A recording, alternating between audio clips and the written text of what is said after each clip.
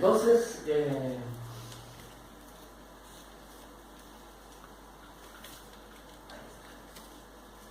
ve, ¿no es cierto? La salvación, ¿de quién es? De Dios, y la incapacidad del hombre. Entonces, antes de ir de lleno, digamos, al tema, vamos a hacer una pregunta. La pregunta es, ¿para qué Dios nos salva o nos salvó? ¿Para qué estamos en la tierra? ¿Cuál es el propósito de que usted esté vivo o viva? Pregunta más que nada como de filosofía, ¿no es cierto? Pero la Biblia tiene la respuesta. La verdad es que muchas veces nos pasamos la vida pensando en cuál es el propósito con el cual estamos.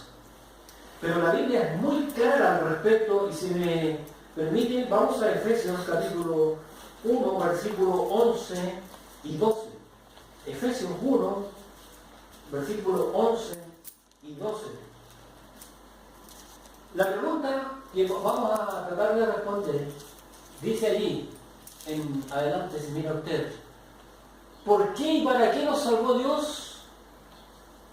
Entonces la respuesta aquí en Efesios 1, 11 y 12 dice: en Él asimismo tuvimos herencia, habiendo sido predestinados conforme al propósito del que hace todas las cosas según el designio de su voluntad, a fin de que seamos para alabanza de su gloria, nosotros los que primeramente esperábamos en Cristo. Pregunta, ¿para qué estamos entonces o fuimos salvados? Para su gloria. Para la alabanza de su gloria. La pregunta, hermanos y hermanas, lo que hacemos nosotros diariamente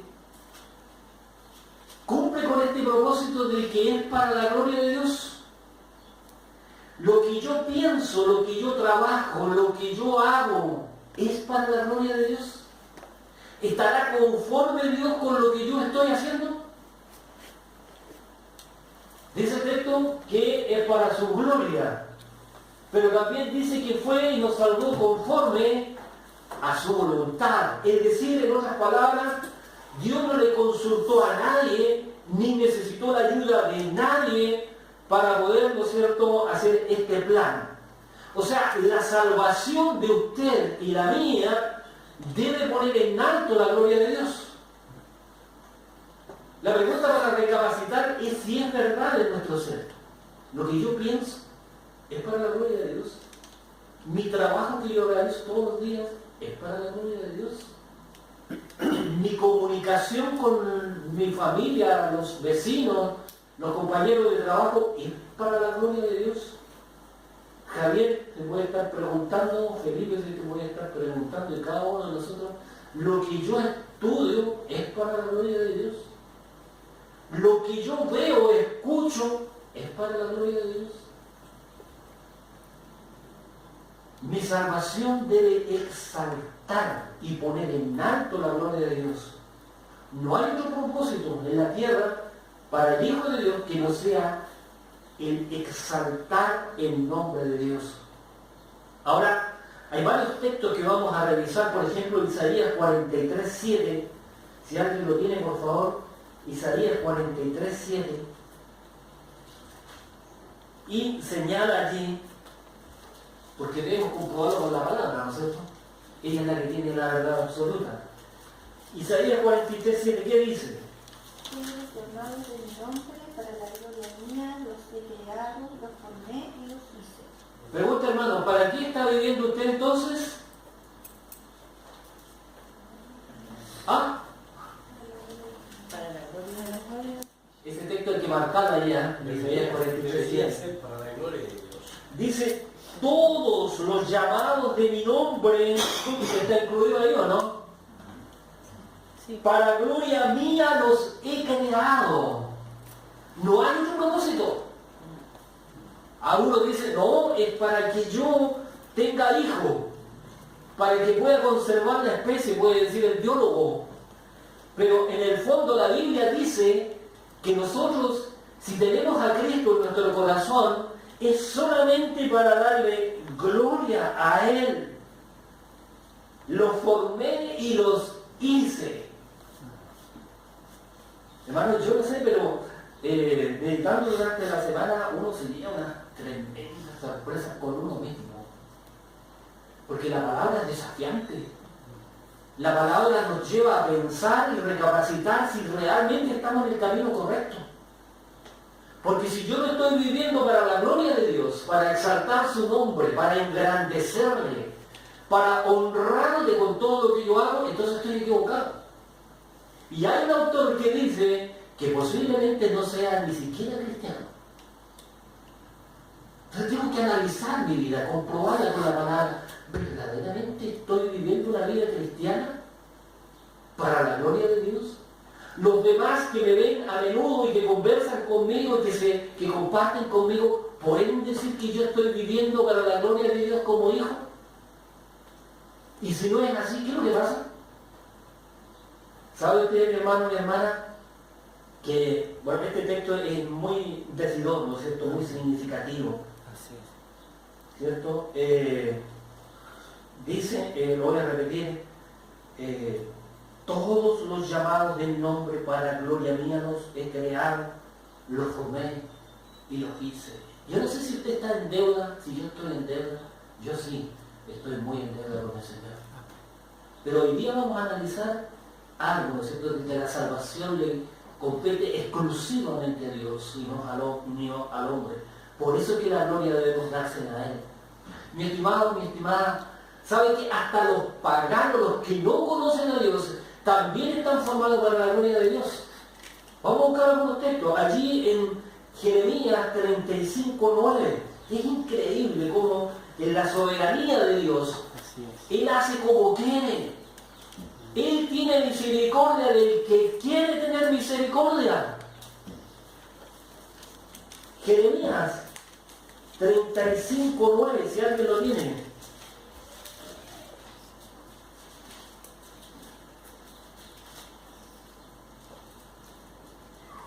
Si alguien lo tiene, Jeremías 35:9. Ese que no es De no edificar. entonces busquemos el 27:6, a ver. Capítulo. Ya, aquí está. 27:6. Si alguien lo tiene, ahí está en la pizarra virtual adelante, nosotros están los textos. Pero miren lo que dice el 27:9 de Jeremías. Dice, perdón, 27:6. Dice, y ahora yo he puesto todas estas tierras en mano de Nabucodonosor, rey de Babilonia. ¿Quién dice su Biblia después? Mi siervo. Y aún las bestias del campo le he dado para que le sirvan. Pregunta, ¿Nabucodonosor era hijo de Dios? El rey de Babilonia era uno de los más perversos que había, ¿no es cierto? No era hijo de Dios. Y sin embargo, Dios aquí le llama mi siervo. Es decir, Nabucodonosor estaba creado por la permisión de Dios para la gloria de Dios, porque Dios hace como quiere. Amén. Como quiere. Aún nosotros, con mucho más razón, debemos vivir para la gloria de Dios. Mi trabajo, mi hablar, mi pensar, mi estudiar, todo debe ser para la gloria de Dios. Segundo texto, Isaías 44, 28. ¿Ya lo tiene? Isaías 44, 28. ¿Alguien que lo lea? ¿Qué dice de Ciro? Es mi pastor y cumplirá todo lo que yo quiero. Al decir a Jerusalén, serás edificada y el templo será fundado. Pregunta, ¿Ciro era cristiano? No. Era rey, ¿no es cierto? Pero no era cristiano. Y aquí Dios le llama, ¿cómo le llama? Mi pastor. Mi pastor. Mi pastor. Es decir, hasta el que no es cristiano, por la permisión de Dios vive. Y Dios puede hacer como quiere. ¿cuánto más nosotros, hermanos, debemos vivir para la gloria de Dios?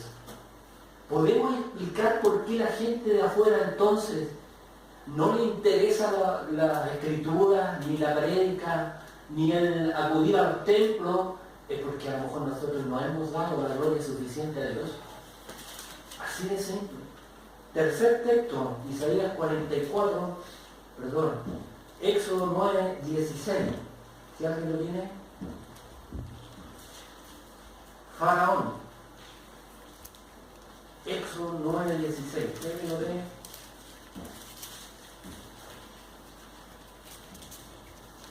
Y a la verdad yo te he puesto para mostrar en ti mi poder y para que mi nombre sea anunciado en toda la tierra. ¿Faraón era hijo de Dios? No. Rey de Egipto, malvado, ¿no es cierto? Sin embargo, la expresión de Dios aquí en Éxodo 9, 16 dice: ya la verdad yo he puesto para mostrar en ti mi poder y para que mi nombre sea anunciado en toda la tierra. Hermanos, en la soberanía de Dios, ¿no es cierto? Dios usa a las personas como quiere. Incluso hasta los que no son cristianos están puestos allí para cumplir un propósito. Y nosotros, hermanos, que conocemos a Cristo, que nos decimos cristianos, y la verdad, cuando vamos a la consulta de la palabra, el hombre está, el salvado, está puesto para la gloria de Dios. Qué tremenda responsabilidad tenemos como hijos de Dios, ¿eh? De darle a conocer en todo. Y que los demás puedan decir: mira, él es una persona ejemplar. Él me llevó a conocer a Cristo. Es un hombre especial.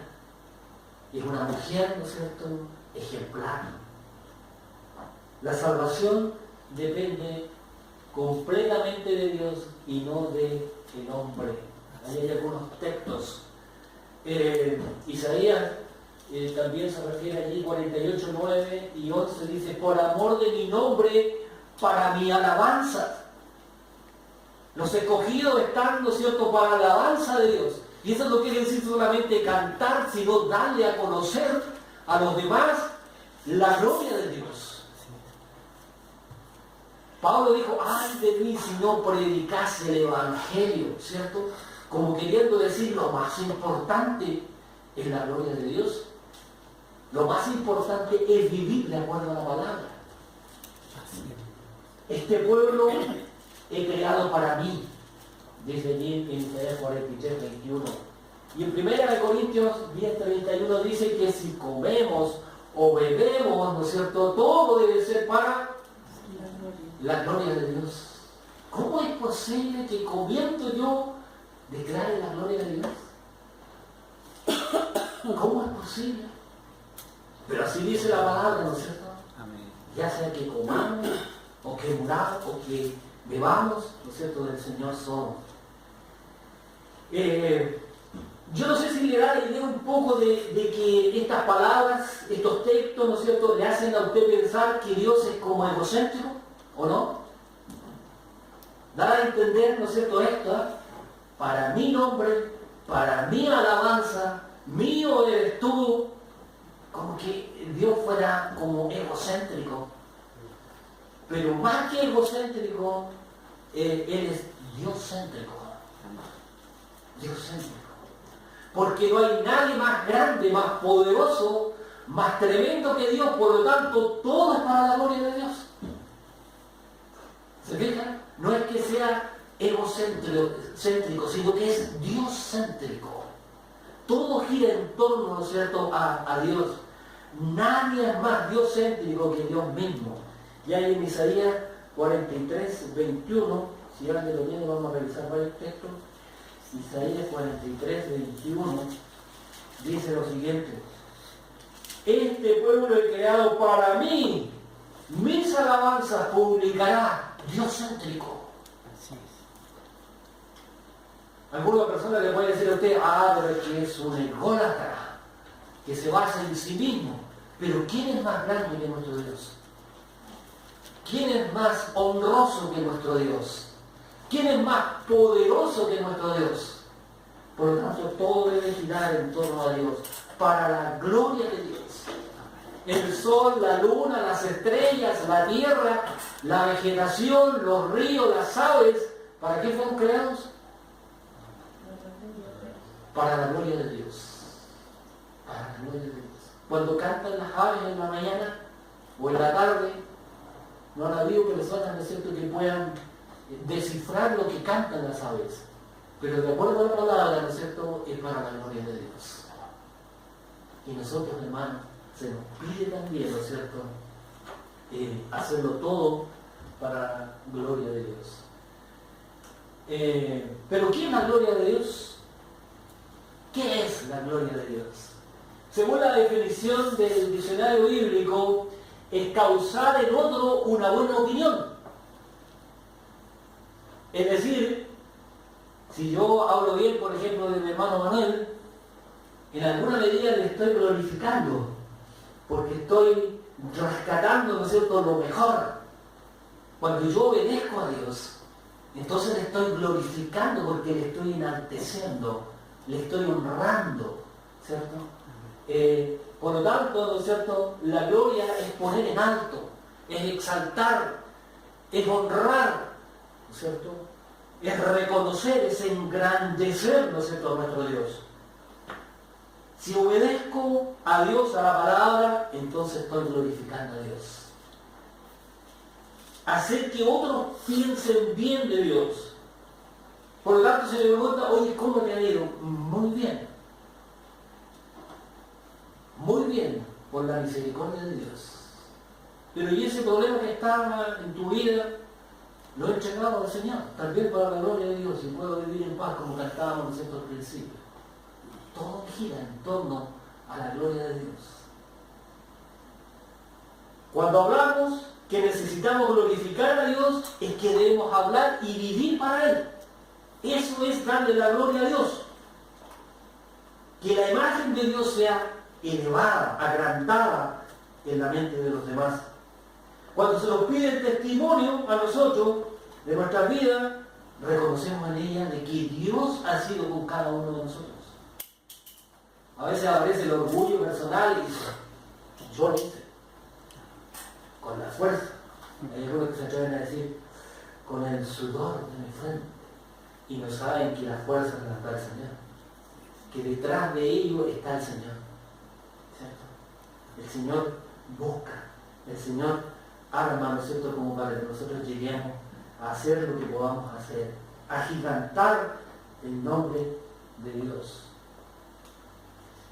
Cuando hablamos que debemos glorificar a Dios, es que debemos vivir y hablar de tal manera que la imagen de Dios sea elevada, agrandada en la mente. Ese texto me gustaría también que lo buscáramos, hermano, en 1 Crónicas 29:11, un texto maravilloso que también tiene que estar muy resaltado en nuestra memoria, en nuestra Biblia. 1 Crónicas 29:11 es un tremendo texto.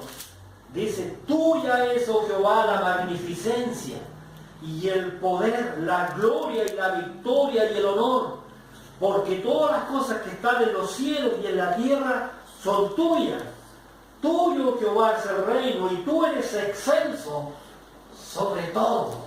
Qué bonitas palabras, qué tremendas palabras.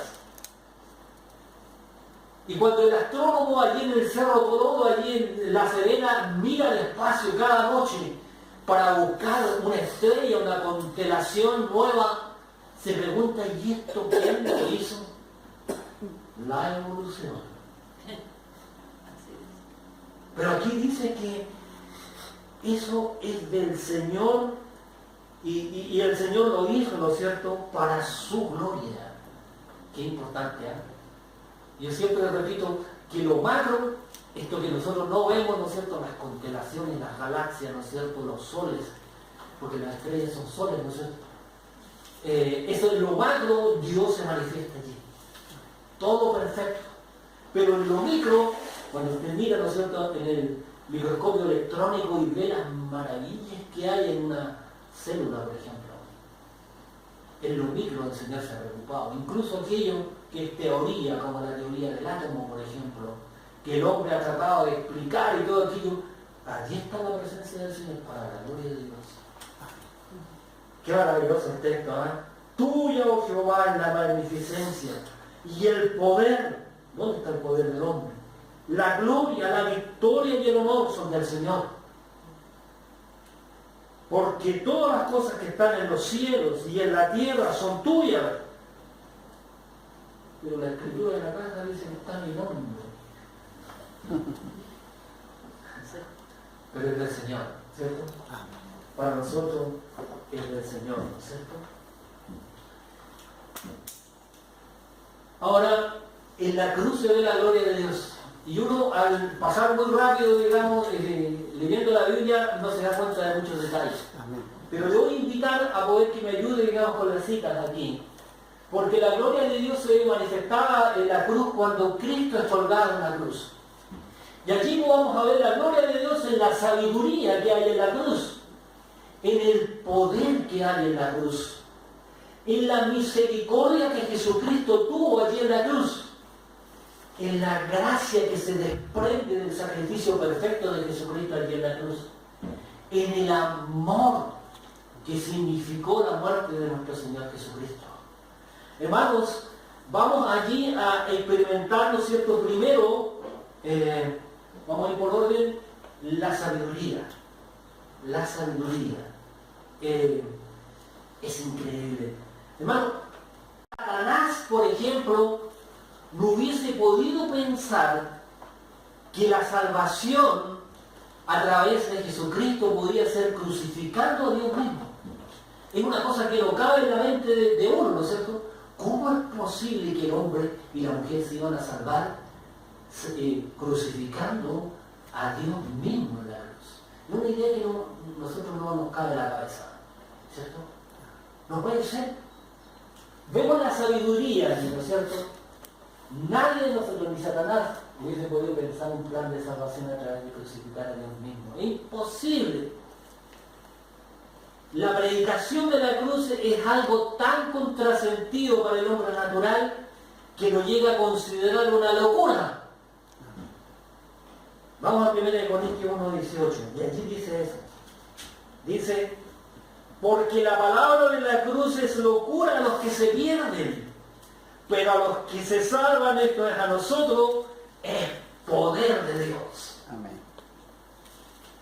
Cuando usted le predica, cuando usted le habla, cuando usted trata de compartir el Evangelio, hay muchos que mueven la cabeza y dicen, no, es que ustedes están locos. Están locos. Se cumple la palabra y no hacen, ¿no es cierto? A los que pierden, a los que se pierden, la palabra de la cruz les es locura. Más para los que son salvos es poder de Dios.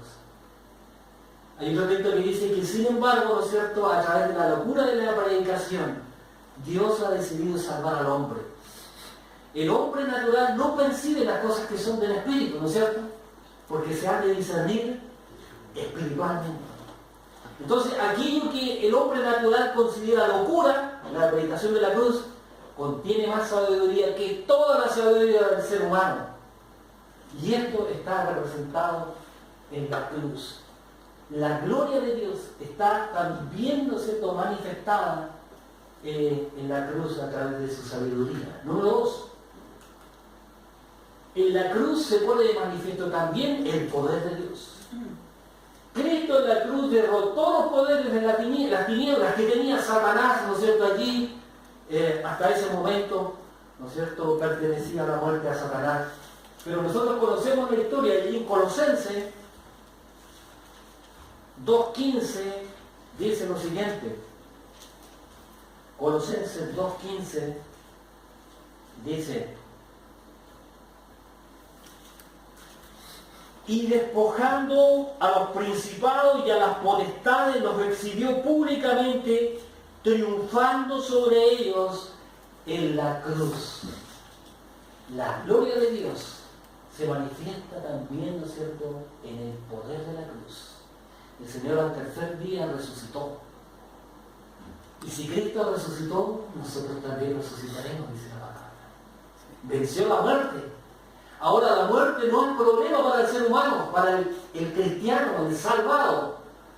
Porque la promesa es que si uno muere con Cristo, va a resucitar con Cristo. Y esa es la confianza que tenemos, ¿no es cierto? Es que el Señor promete que todos sus hijos van a ser transformados en un abrir y en un cerrar de ojos, ¿no es cierto? Nos cuenta allí en Tesalonicenses. Tampoco queremos, hermanos, que ignoréis acerca de los que duermen, para que no entristezcáis como los otros que no tienen esperanza. El hermano Manuel se refería a una sepultación, ¿no es cierto? Allí, a veces, ¿no es cierto?, como seres humanos lloramos allí, nos entristecemos, pero deberíamos cantar victoria, porque los que mueren en Cristo van a resucitar. Así dice la palabra, ¿no es cierto? Porque si creemos que Jesús murió y resucitó, así también traerá Dios con Jesús a los que durmieron en Él, ¿cierto? Entonces, en la cruz se venció la muerte. Y ahora, ¿no es cierto?, somos más que vencedores, ¿no es cierto?, en Cristo Jesús. Vamos a ir un poquito más rápido. También en la cruz se manifiesta su misericordia. Para la gloria de Dios, un ejemplo tremendo, hermanos. Un tremendo ejemplo. Siendo clavado, avergonzado, humillado por sus acusadores, Cristo mira a los hombres en la hora más dolorosa, más difícil. Cuando exclama allí, dice: Padre, ¿por qué me has desamparado? Por el pecado suyo y mío. Sin embargo, allí, ¿no es cierto?, con un tremendo dolor, uno a veces se corta un poquito, se hace una herida, se rasmilla, ¿no es cierto?, y tiene dolor allí, pero allí cuando le estaban abofeteando, cuando había cargado la cruz, cuando le golpearon, cuando le ensartaron una lanza, cuando le escupieron allí, si me lo hubieran hecho a mí, yo habría tenido un odio tremendo, ¿no es cierto?, de esas personas. Sin embargo, nuestro Señor Jesucristo manifiesta su misericordia tremenda. Allí, ¿no es cierto?, en Lucas 23, 34 dice: Padre, perdónalos porque no saben lo que hacen. Así. Qué tremenda palabra, ¿eh? Sin rencor, sin odio. Se manifiesta allí la gloria en la misericordia de Dios. ¿Y cómo andamos por casa, decimos nosotros? ¿Cómo está mi resentimiento con aquellos que han hablado mal o que me han hecho en alguna oportunidad alguna cosa negativa? ¿Cómo está mi corazón allí? ¿Soy capaz de perdonar? La gloria de Dios se manifiesta, ¿no es cierto?, en la misericordia. Cuando Cristo sufre el mayor de los insultos, despliega toda su misericordia y decide perdonar a quienes lo crucificaron. Pregunta, hermano, ¿quiénes crucificaron a Cristo? ¿Ah? ¿Quiénes crucificaron a Cristo?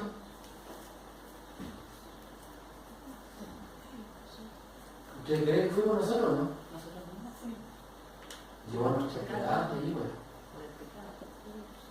Estábamos incluidos. Y Él manifiesta su misericordia. Dos cosas nos quedan de esta parte.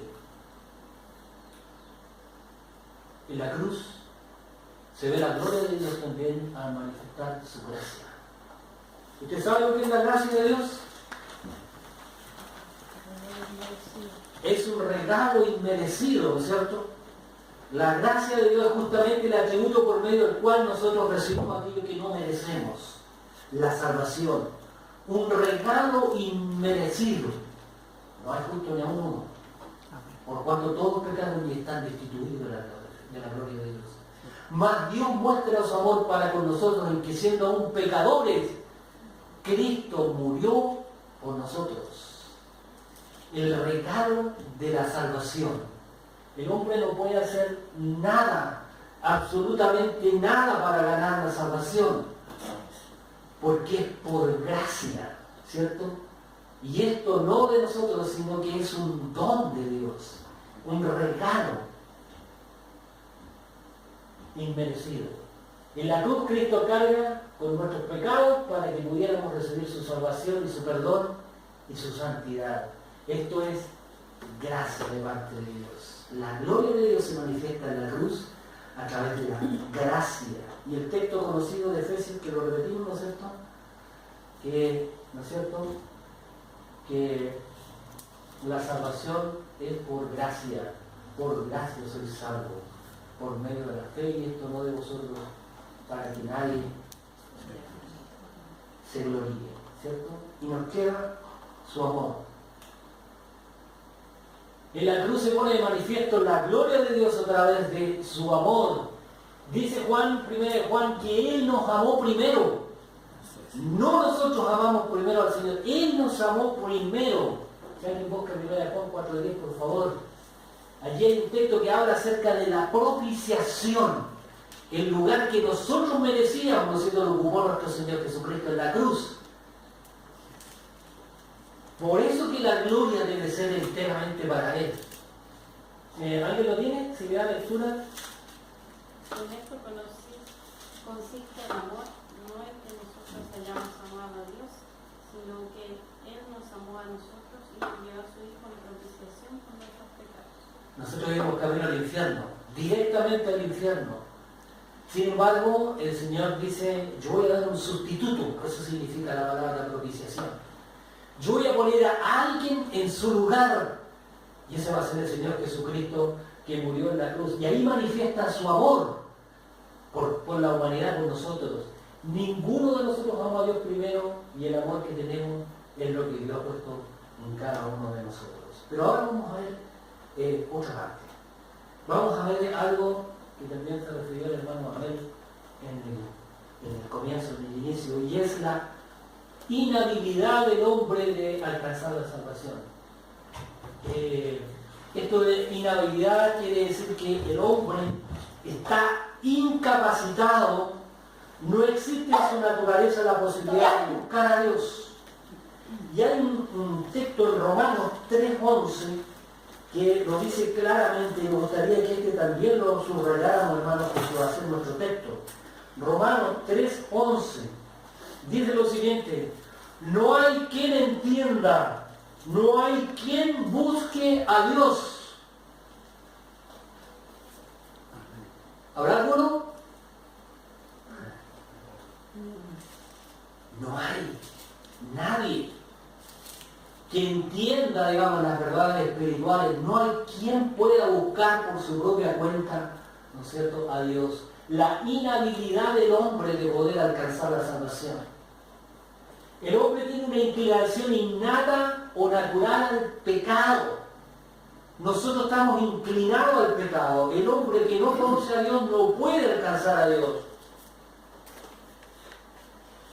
La idea de Dios no le agrada, es más, le resulta repulsiva. El hombre natural no percibe las cosas que son del Espíritu. ¿Sabe cómo se le llama a esta doctrina? El hermano Manuel lo dijo al inicio. Se llama la doctrina de la depravación total.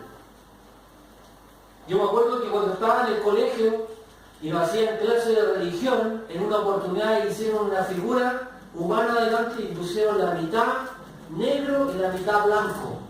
Entonces decían que en cada persona algo de bueno había y algo de malo había. Pero la Biblia declara de que no hay nada bueno en el ser humano. No hay justo ni aún uno. Por cuanto todos pecaron y están destituidos de la gloria de Dios. Y hoy hay una tremenda cantidad de gente que está cegada espiritualmente y que sigue al Papa y cree que el Papa es infalible. Cosa que va completamente en contra de la palabra del Señor. La depravación total del hombre. Lo que enseña esta doctrina es que la corrupción moral y espiritual que el hombre experimentó con la caída de Adán lo inhabilitó para experimentar el deseo de buscar a Dios, porque su inclinación por el pecado es más poderosa. Hermano, por eso que el hermano recalcaba que maldito el hombre que confía en el hombre. Nosotros llevamos el germen del pecado. Y ese germen nos va a acompañar hasta que este cuerpo, ¿no es cierto?, se deshaga. Porque estamos constituidos de carne. Y la tendencia a la carne es el pecado. Yo puedo aparecer como muy santificado, pero cuidado. Dentro de nosotros hay una naturaleza pecaminosa, pero tremenda. Tremenda. Si se nos pasara la película de nuestra vida, nos encontraríamos con más de alguna sorpresa. Y usted diría, pero ¿cómo? ¿Cómo? Pero usted sabe lo que pasa, ¿no es cierto?, en su mente, en su corazón, ¿no es cierto? Ahora, con la caída de Adán, todas las facultades del hombre se vieron afectadas. Todas. Y el hombre no puede buscar a Dios. Así dice el texto. No hay quien entienda. Y hay algunos que nos crean inteligentes. No hay quien busque a Dios 100%.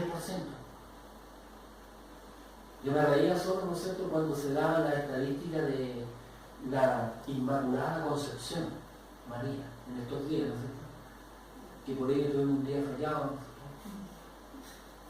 Entonces decían que ella fue concebida sin pecado. ¿Quién dijo eso?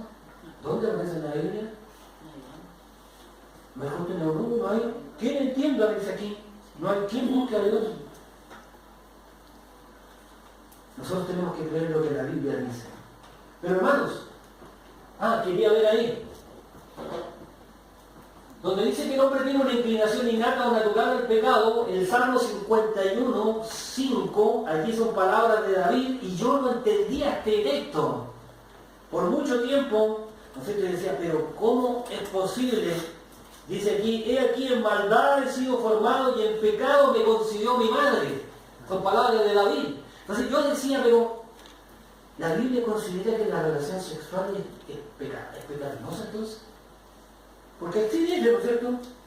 He aquí que en maldad he sido formado y en pecado me concibió mi madre. Pero no es eso lo que dice el texto. El texto señala de que por el hecho de ser descendiente de Adán, yo ya vengo con el germen impregnado en los genes, ¿no es cierto?, del pecado. La inclinación hacia el pecado, hacia la maldad.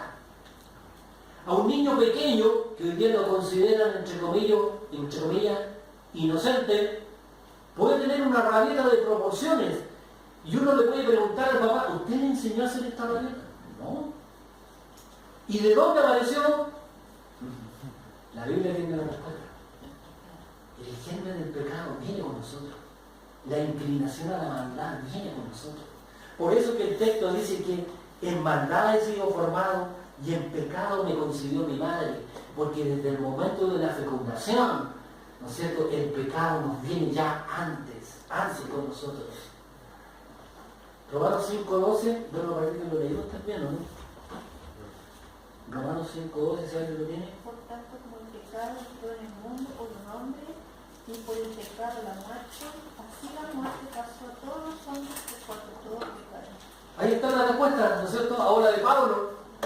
¿Cierto? Qué interesante, porque dice que, por tanto, como el pecado entró en el mundo por un hombre, Adán en su caída original, ¿no es cierto?, fue destituido del huerto de Edén y allí arrastró esta inclinación al pecado y a la depravación total del hombre y de la mujer.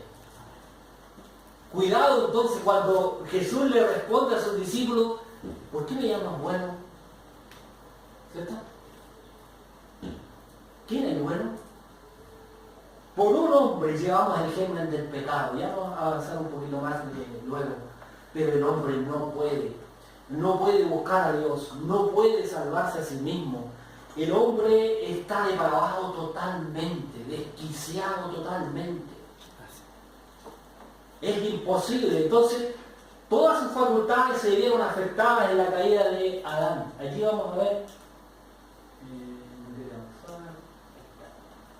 ¿Quién enseña la doctrina de la depravación total? Sin embargo, la psicología le dice que sí hay algo bueno en cada uno de nosotros. Lo que enseña esta doctrina es la corrupción moral y espiritual que el hombre experimentó en la caída de Adán, lo inhabilitó para experimentar el deseo de buscar a Dios. No hay quien busque a Dios. Porque su inclinación por el pecado es más poderosa. Romanos 3:23, por cuanto todos pecaron y están destituidos de la gloria de Dios. Dios miró desde el cielo a la tierra y quiso buscar a alguien que buscara a Dios, no encontró a nadie. A nadie. Sin embargo, la psicología que hoy día vemos, ¿no es cierto?, que es un montón de humanidad, humanismo, ¿no es cierto?, dice que hay algo bueno. Y la sugerencia cuando se la dan a alguna persona le dicen, tienes que confiar en ti mismo. Y la Biblia dice, maldito el hombre que confía en el hombre. Tienes que sacar todas tus potencialidades. Lucha por eso. Sin embargo, la palabra nos lleva a que todo lo que tenemos que traer al Señor, ¿no es cierto? Pero miren, veamos allí algo de las facultades. Con la caída, todas las facultades del hombre fueron afectadas. Mediante la razón, no se puede buscar a Dios porque está afectada. El hombre no la puede buscar. Mediante las emociones, tampoco yo puedo llorar todo lo que quiera. Incluso ahora hay ataques de risa, ¿no es cierto?, espirituales. Dicen algunos falsos por ahí. ¿Ah? Embriaguez espiritual, dicen por ahí. No, las emociones tampoco pueden alcanzar a Dios. Y mediante la voluntad del hombre dice que no puede, no hay quien busque a Dios. No puede. A menos que intervenga el Señor en las vidas. Ahí está. La salvación es totalmente del Señor. Si el Señor interviene, si alguien busca por favor Juan 6:65, donde dice que si el Padre no nos envía, ¿cómo van a ser salvos entonces? ¿Qué dice el texto? Juan 6:65. Y dijo, por eso os he dicho que ninguno puede venir a mí si no le fuere dado el Padre. Por lo tanto, la intervención de Dios es fundamental. Sin el llamado de Dios no hay transformación, no hay nacimiento nuevo, no hay vida nueva. Vamos a ver allí algunos textos. Bueno, aquí hay dos posiciones, pero antes de esto yo tenía aquí algún texto, me parece. O vamos a ver esto, vamos a ver esta comparación, porque aquí aparecen dos corrientes respecto, ¿no es cierto?, a la salvación del hombre, a la salvación de la mujer. Hay dos corrientes, ¿no es cierto?, que están imperando en estos momentos y a través de la historia. Por un lado, Jacobo Arminio, en este lado, fue un hombre, un teólogo, ¿no es cierto?, que él propuso una doctrina, la cual todavía impera hoy día, y hay otro, ¿no es cierto?, que nosotros conocemos también, que es la corriente de Calvino, y que está en esta línea. Y aquí están sus postulados principales. El arminianismo dice que el hombre tiene libre albedrío. Es decir, el hombre tiene la libertad de poder escoger a Dios. Yo no sé si usted se ha encontrado con personas que dicen, y yo me propuse en mi corazón de poder alcanzar a Dios y fui a la iglesia y allí abracé la fe, ¿no es cierto?, y conseguí la salvación. Mentira. El hombre está incapacitado, está en depravación total, no puede acceder a Dios a menos que Dios intervenga.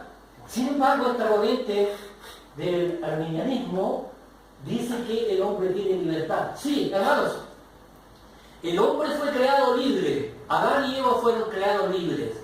Ellos pudieron decidir, fueron puestos en el huerto del Edén, con una prohibición, no comer del árbol que estaba en el centro del Edén, pero el resto lo podían hacer todo. ¿Y ellos qué hicieron? Eligieron mal. Y en ese momento, ¿no es cierto?, arrastramos nosotros la depravación total de allí para adelante. Por lo tanto, no hay ninguno bueno, allí se acortó la libertad.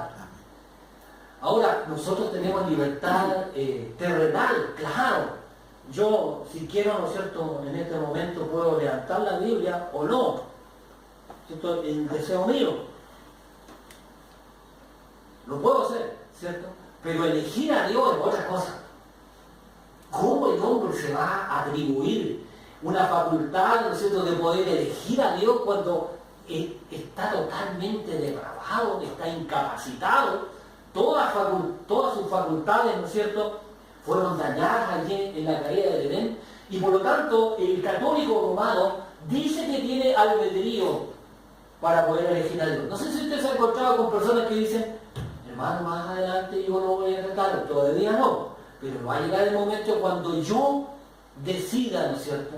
Incluso a lo mejor si estoy en el lecho de la muerte, a mí me ha tocado escuchar esto. No, pero cuando esté en el hospital en la última, voy a llamar a alguien que me diga, no sé, y allí lo voy a aceptar. Como que si uno tuviera la llave en la puerta para poder abrirla. Pero el hombre no tiene las facultades, está imposibilitado, está muerto en sus delitos y pecados. No puede alcanzar la salvación. Está lejos de Dios. Es un oponente, un enemigo de Dios. La corriente calvinista dice que nosotros tenemos una voluntad esclavizada al pecado y por lo tanto hay una depravación total. Y que depende solamente de Dios que me pueda salvar. Solamente de Dios. Podemos tener algunos ejemplos, me voy a saltar ahora, a lo mejor un ratito más lo podemos ver. Por otro lado, dice aquí el arminianismo, Jacobo Arminio postuló, que la elección, ¿no es cierto?, de Dios es condicional, es decir, Dios predestina a los que lo van a elegir, a Él, eso dice. Pero la Biblia no dice eso, ¿eh? Dice acá que la elección es incondicional. ¿Se fija que aquí la llave la tiene todavía el hombre? La elección condicional dice, yo voy a decidir cuando elige a Dios. En cambio acá es incondicional. Dios elige al hombre por su inhabilidad. Vamos a Efesios, por favor. Efesios. Es muy claro allí, para tener una base con respecto a esto. En Efesios, capítulo 2, versículo 1 y 2 dice, y Él nos dio vida a vosotros. ¿Quién le dio vida? Dios. Cuando estábamos como dolidos, heridos. ¿Cómo dice su Biblia? Muertos. Estábamos muertos en vuestros delitos y pecados, en los cuales anduviste en otro tiempo siguiendo la corriente de este siglo, de este mundo, digo, conforme al príncipe de la potestad del aire, el espíritu que ahora opera en los hijos de desobediencia. La salvación es enteramente de Dios. Dios elige al hombre por su inhabilidad, no el hombre, ¿no es cierto?, elige a Dios. Hermano, ¿Sí? Hans, disculpe, a lo mejor para la elección incondicional se podría usar Efesios 1:4. ¿Ya? ¿Qué dice? Cuando dice, según Él se escogió en Él antes de la fundación del mundo, para que fuésemos santos y sin mancha delante de Él. ¿Quién lo eligió? Dios. Él, buen texto también estaba dentro de la lista. Los arminianos dicen que la expiación es universal, que Jesús muere por toda la humanidad. Sin embargo, el calvinismo, la corriente calvinista, la Biblia diría yo, molesta cuando se ocupan estos nombres, la expresión limitada dice que Jesús muere solamente por los elegidos. Y si nosotros vamos al texto más conocido de la Biblia, que es Juan 3:16, ¿no es cierto?, y que nosotros lo podemos repetir de memoria, pero allí dice, porque de tal manera amó Dios al mundo, ¿a todo el mundo? Todo. Porque si no hubiese dicho a algunos. Los que vinieron a clases pasadas, Para los elegidos. la palabra todo, hay que tener cuidado con ella. Amén. Porque no se refiere a todo el mundo, se refiere a un grupo de elegidos. Un grupo de elegidos. ¿Pero cuáles son? Claro, para nuestro idioma español todo es, pero en el original griego tiene otro sentido. Sí. No olvidemos que para los judíos en aquellos tiempos consideraban bajos a los gentiles y se consideraban que solamente ellos podían ser salvos. Y es la respuesta que Pedro le da a Cornelio, y de hecho cuando Cornelio lo mandó a buscar y Pedro le dice, vosotros sabéis que, bueno, abominable para un judío juntarse con un gentil. Pero la palabra todo se refiere a diversos tipos de personas del mundo, pero no a los 5.000 millones de habitantes. Jesús muere por sus elegidos. Eso es lo que cree, digamos, también la corriente calvinista. Bueno, no tenemos el tiempo suficiente, pero la verdad es que es interesante hacer la comparación. La gracia de Dios puede ser resistida según el arminianismo. Es decir, esto cuando Dios llama a alguien, la persona se puede resistir, no, pero yo tengo el dominio en mi vida, que yo no lo veo. Sin embargo, la corriente calvinista dice que la gracia es irresistible. Cuando Dios llama, nadie se puede resistir. Y podemos ver allí en Hechos capítulo 9, donde la conversión de Pablo.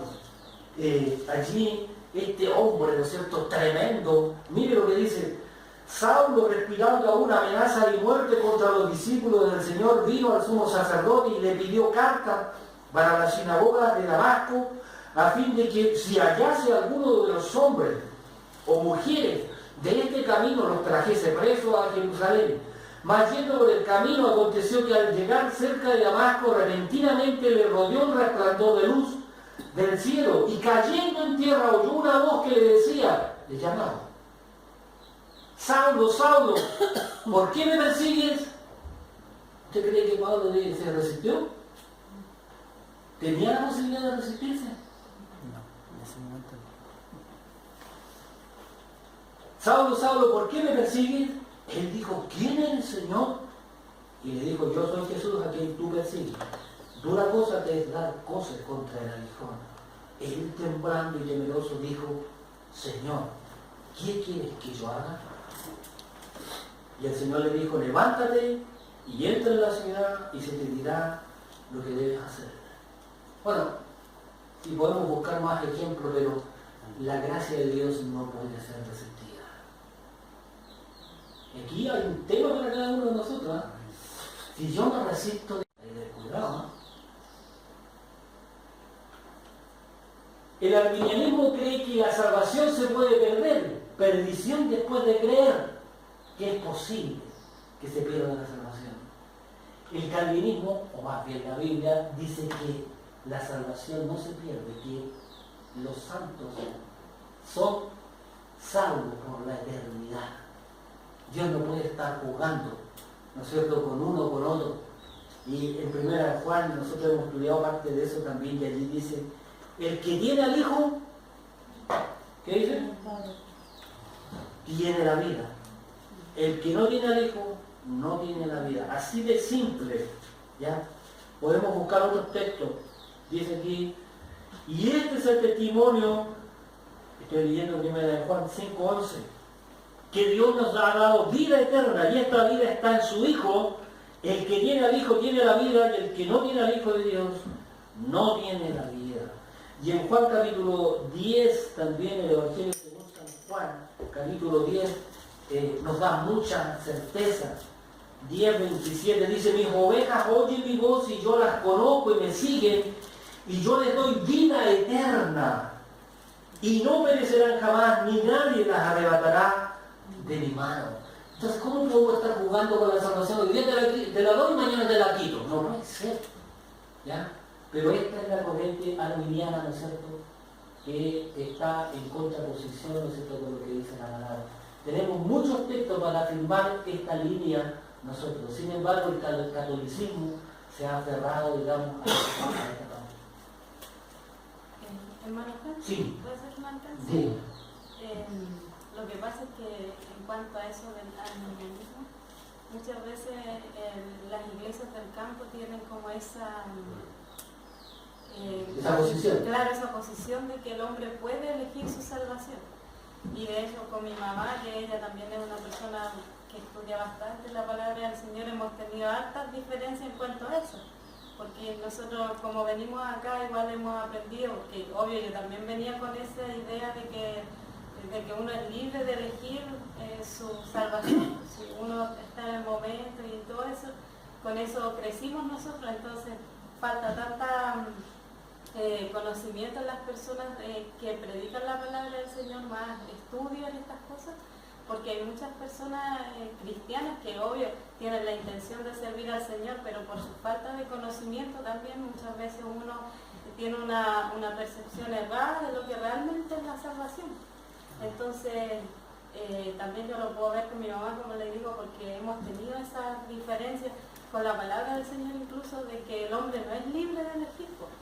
porque ella conversaba con mi cuñado y mi cuñado, él un día hizo una oración y le decíamos nosotros, yo le decía que estudiamos de que por una oración, si Dios no ha hecho una obra en él, no va a cambiar, porque él no tiene la intención de venir, no tiene el deseo de leer la palabra del Señor. Entonces le dije yo que todo lo que él hace uno lo puede interpretar como que no tiene a Dios, porque su corazón no ha cambiado, sus percepciones, su actitud no ha cambiado en nada. Entonces Dios no está por ninguna parte. Entonces mi mamá le decía, no, pero en algún momento tú eres libre, le decía. Entonces yo le decía que no es libre, porque es una obra de Dios que no tiene ninguna participación en eso.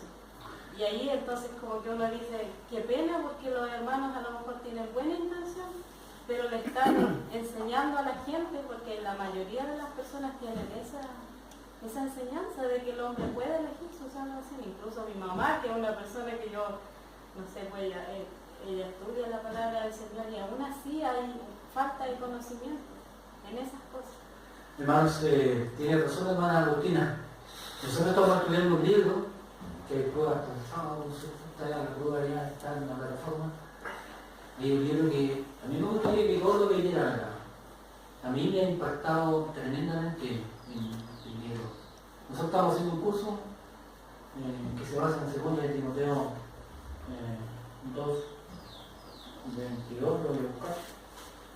Dice, huye también de las pasiones juveniles y sigue la justicia, la fe, el amor y la paz con los que de corazón limpio invocan al Señor. Ha basado el estudio. La verdad es que uno se cuestiona, hermana Agustina, si realmente soy cristiano. Porque el libro justamente, el título se llama ¿eres cristiano verdaderamente? Y sabe que el análisis que uno puede hacer a uno le falta mucho. Y muchas veces uno está en el templo, pero la verdad es que se vuelve un religioso y no uno de corazón. Hermano, en harta iglesia, congregación, donde se juntan personas de que, por ejemplo, hay pastores, de que hoy día se interpreta como que se juega al monito mayor. Sobre todo, por ejemplo, en una iglesia del campo, donde hay uno que dirige solamente, pero nos da un estudio como corresponde, como esta, por ejemplo. Entonces, por eso es de que hoy día hay tanta confusión, solamente se sirve a Dios por emoción. La mayoría de la iglesia son emocionistas. Entonces, y la congregación se guía en lo que dice solamente el pastor. Y el pastor nos da una declaración, nos da un estudio como esta, por ejemplo.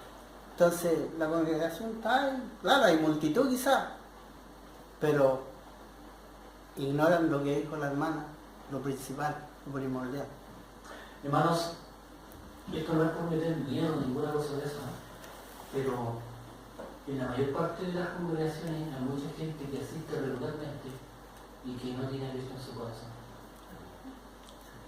Y hay evidencias en las cuales la Biblia nos enseña. Si usted lee Primera de Juan, es un libro que le da evidencias tremendas. Yo ayer estaba estudiando algo ahí, pero no tenemos el tiempo suficiente, pero hablando acerca del amor, por ejemplo. ¿Cuál es el amor que usted tiene con su hermano? Dice la palabra que debe ser de tal manera de dar la vida incluso por los hermanos. Y ni siquiera me preocupo de ellos. Entonces, ¿qué es lo que está pasando dentro de mí? ¿Soy realmente cristiano? No es cristiano solamente por decir o por tener, digamos, ciertos afectos a la doctrina de la palabra, sino es vivir la vida cristiana plena. Si hay alguien que no viene al templo, eso quiere decir algo. Porque ¿dónde se expone la palabra? El pastor nos ha influido mucho, ¿no es cierto? O sea, mi tendencia hacia dónde va, si no hacia mis hermanos que son parte del cuerpo de Cristo.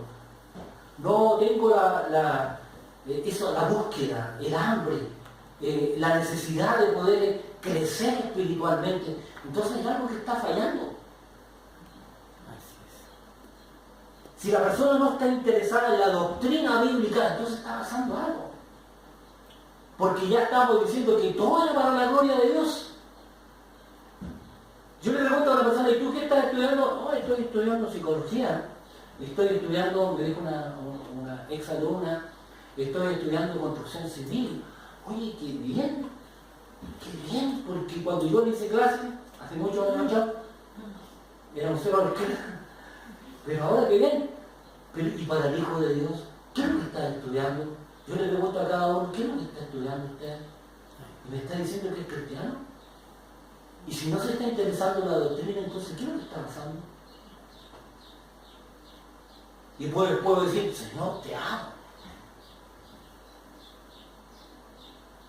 Allí en 1 Juan tenemos una carta extraordinaria, digamos, ¿no es cierto?, en cuanto a muchas cosas, ¿no es cierto?, preferentemente acerca del amor, por ejemplo. Mira, voy a leer el capítulo 3, un pedacito. Mirad cuál amor nos ha dado el Padre para que seamos llamados hijos de Dios. Por esto el mundo no nos conoce porque no le conoció a Él. Amados, ahora somos hijos de Dios y aún no se ha manifestado lo que hemos de ser, pero sabemos que cuando Él se manifieste seremos semejantes a Él, porque le veremos tal como Él es. Y todo aquel que tiene esta esperanza, en Él se purifica a sí mismo. Si nos hiciéramos a nosotros un autoexamen y dijéramos, hermano, hermana, ¿en qué se está usted haciendo un autoexamen? Purificándose a sí mismo. Dígame, ¿cómo se está purificando? No, que estoy bien así. Pero si está bien así, ya tenemos un diagnóstico negativo. ¿En qué me supero yo? Increíble, a uno le debe faltar tiempo y uno dedica tiempo mucho a trabajar en lo secular. Y no está bien. Porque si realmente somos hijos de Dios, entonces tendríamos que estar dedicados a las cosas espirituales. Pero no voy a tener mucho más ahí. Es interesante esto, ¿no es cierto? Y como dice la hermana Agustina, vamos a repetir las palabras del profeta Joel que dijo: mi pueblo pereció porque le faltó conocimiento. Hay muchos engañados en los templos y que no tienen el resto en su corazón. Y el Señor Jesucristo fue claro y dijo: por sus frutos los conoceréis. Los que despliegan grandes esfuerzos por lo espiritual. Finalmente yo pienso, que lo haga otro, ¿o no? Que lo haga otra. La importancia de la doctrina de la inhabilidad. El no entender esta doctrina, esta respuesta, hermana Agustina, enferma a la iglesia, la vuelve centrada en el hombre. Yo decido cuándo. Yo tengo la llave para abrir la puerta del cielo. ¿A dónde dice eso? El hombre no tiene ninguna facultad, todas sus facultades están dañadas. Imposible que el hombre busque a Dios. No hay nadie quien entienda, dice la palabra. No hay justo ni a un uno. Salmo 14. Disculpe que me alargue. ¿Dónde buscar Salmo 14? A ver si es ese.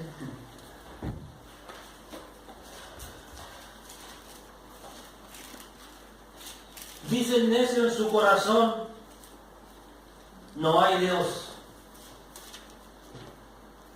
Se han corrompido, hacen obras abominables, no hay quien haga el bien. Jehová miró desde los cielos sobre los hijos de los hombres para ver si había algún entendido que buscara a Dios. Todos se desviaron ahora, se han corrompido, no hay quien haga lo bueno, no hay ni siquiera uno. ¿Está claro, hermano, o no?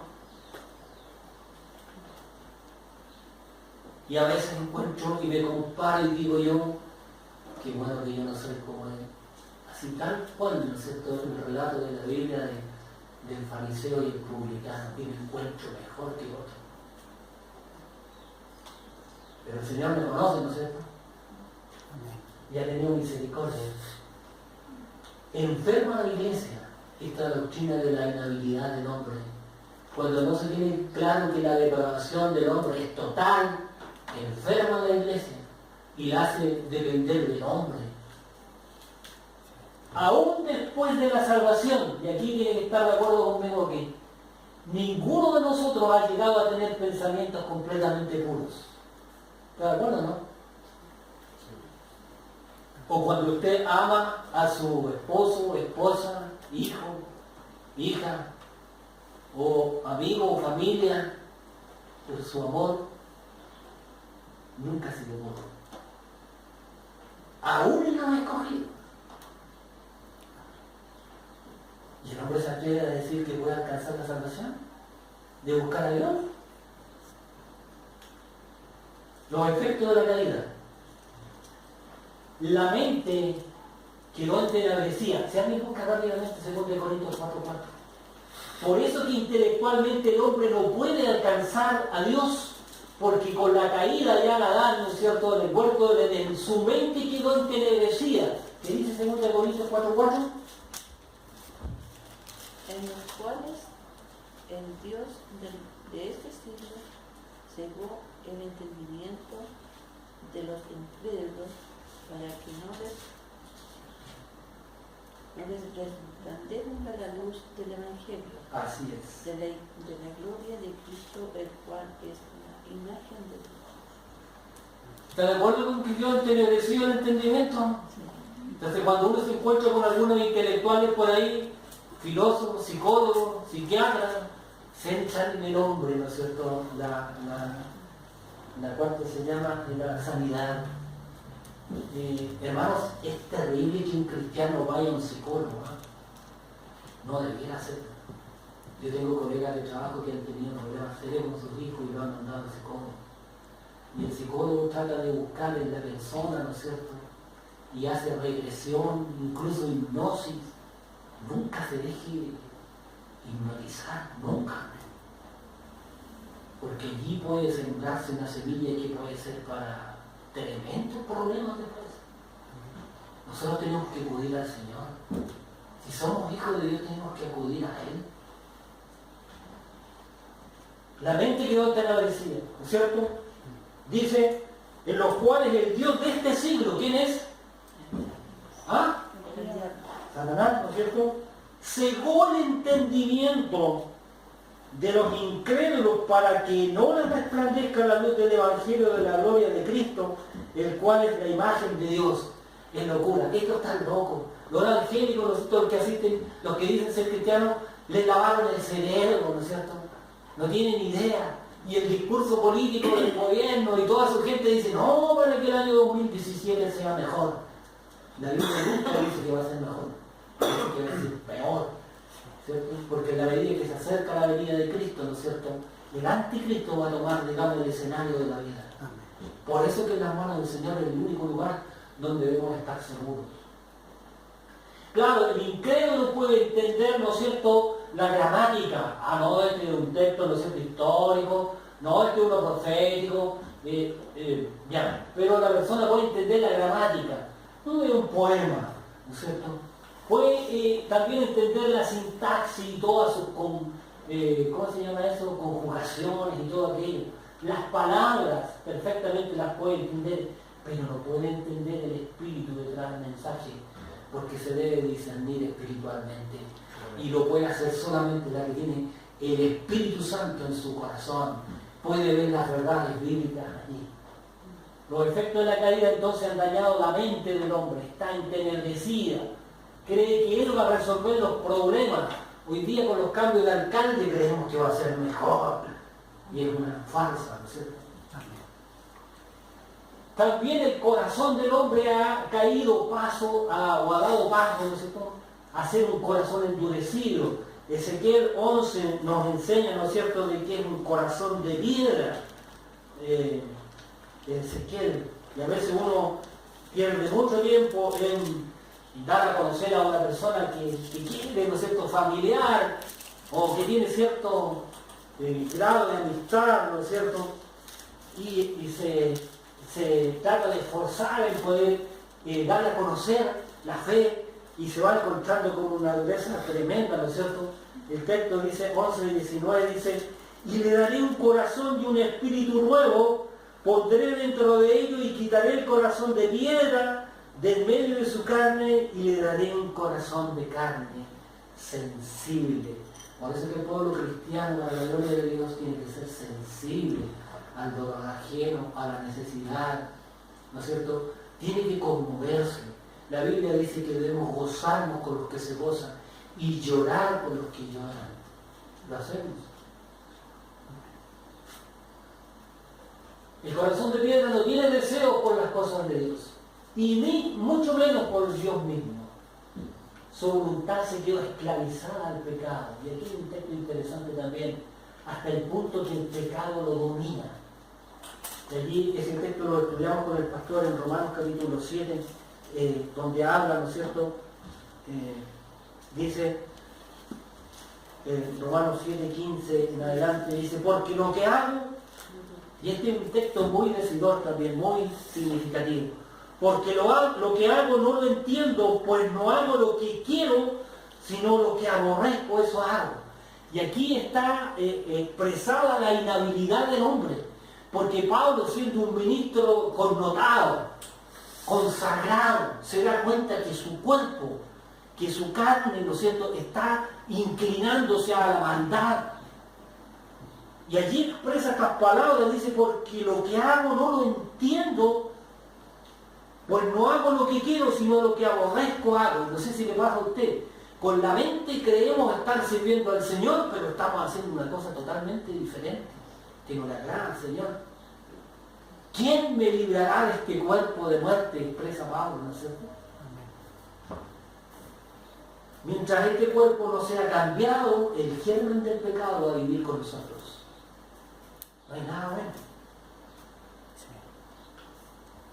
Hasta el punto que el pecado lo domina. Hay una salida para nosotros, ¿no es cierto?, que es la confesión. Si confesáramos nuestros pecados, Él es fiel y justo para perdonarnos y limpiarnos de toda maldad.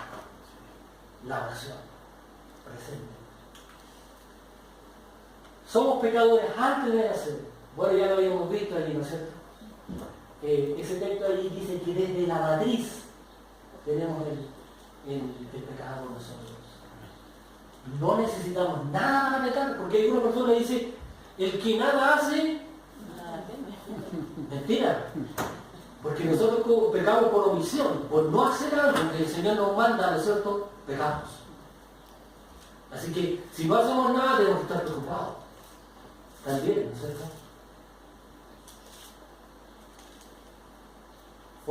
Fuimos ahí concebidos como pecadores. No nos percatamos de ello, que somos pecadores, porque nuestros corazones es más engañosos que todas las cosas y sin remedio. El texto que también se veía al inicio, ¿no es cierto? El corazón es engañoso más que todas las cosas y perverso. Así es el hombre, ¿no es cierto? Inhabilitado, depravado total, ¿no es cierto? Y ahora, ¿cuáles son las evidencias de la depravación total? Antes, en el diluvio, antes del diluvio, la práctica del pecado era el estilo de vida de la gente. Que alguien puede buscar Génesis 6:5, por favor. El hombre se gozaba del pecado. Y miren lo que dice aquí abajo en la presentación. Miren, dice, el hombre llegó a esta condición sin tener internet, ni páginas pornográficas, ni teléfonos celulares, sin las drogas que hoy hacen tanto daño a la sociedad. Y por esta condición Dios lo juzgó a la humanidad con el diluvio. ¿Qué dice Génesis 6:5? Y vio Jehová que la maldad de los hombres era mucha en la tierra, y que todo designio de los pensamientos del corazón de ellos era de continuo solamente el mal. De continuo solamente el mal. ¿Y qué me dice hoy día usted, hermana, hermana? ¿Qué me dice hoy día, hermana? Y aún sin esto que dice aquí, Dios, ¿no es cierto?, trajo un diluvio que se salvaron solamente 8 personas. Hermanos, que nuestro vivir sea para la gloria de Dios. Amén. Que recapacitemos nuestra condición espiritual. Vamos al texto, decimos Romanos 3, 11 va a ser nuestro texto. Eso va a decir que era la última, no queda una. Una descripción, aquí da para mucho tiempo, una descripción de la depravación total encontramos en Romanos capítulo 1. ¡Ay, esto es tremendo! Hermano, si usted quiere una explicación para darle a alguna persona de cómo está el mundo hoy día, léale Romanos capítulo 1.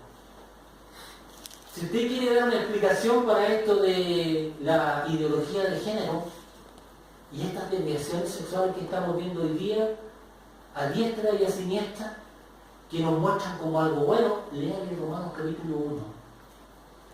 Y aquí está la clave por qué sucede. No que yo nací así.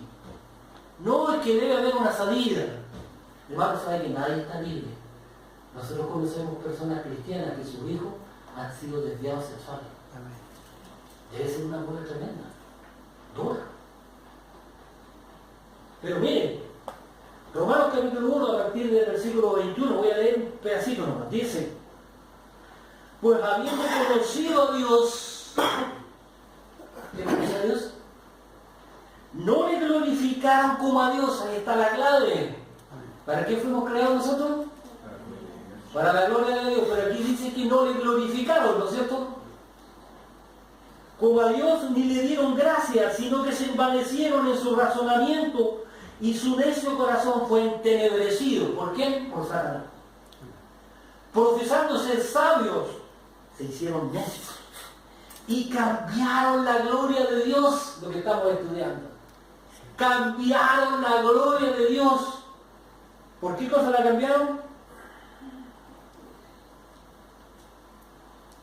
De Dios incorruptible en semejanza de imagen de hombre corruptible, de aves, de cuadrúpedos y de reptiles, por lo cual también los entregó a la inmundicia en la concupiscencia de, eso quiere decir su deseo, de su corazón, de modo que deshonraron entre sí sus propios cuerpos, ya que cambiaron la verdad de Dios por la mentira, honrando y dando culto a las criaturas antes que al Creador, el cual es bendito por los siglos. Amén. Por esto Dios los entregó a pasiones vergonzosas, pues aún sus mujeres cambiaron el uso natural por el que es contra la naturaleza.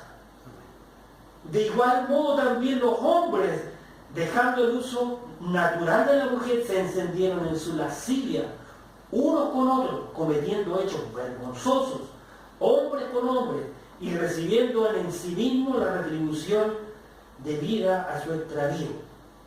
¿Qué quiere decir?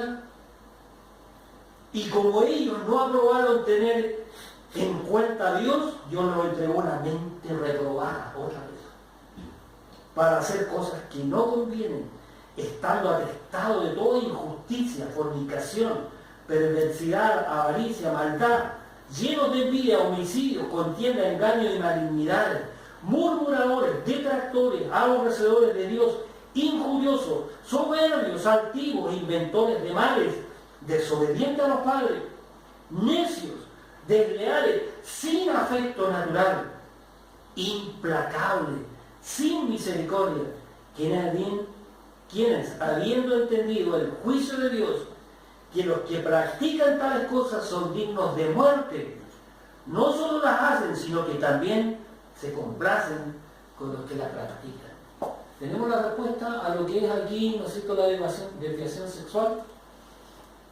Aquí está la respuesta. Hermanos, dice aquí que todo cambió cuando el hombre cambió la verdad de Dios por la mentira. Hay muchas cosas que son mentiras. La verdad la tiene la palabra. Y es allí donde tenemos que centrarnos a estudiar la palabra, la doctrina de la palabra, la consejería de la palabra.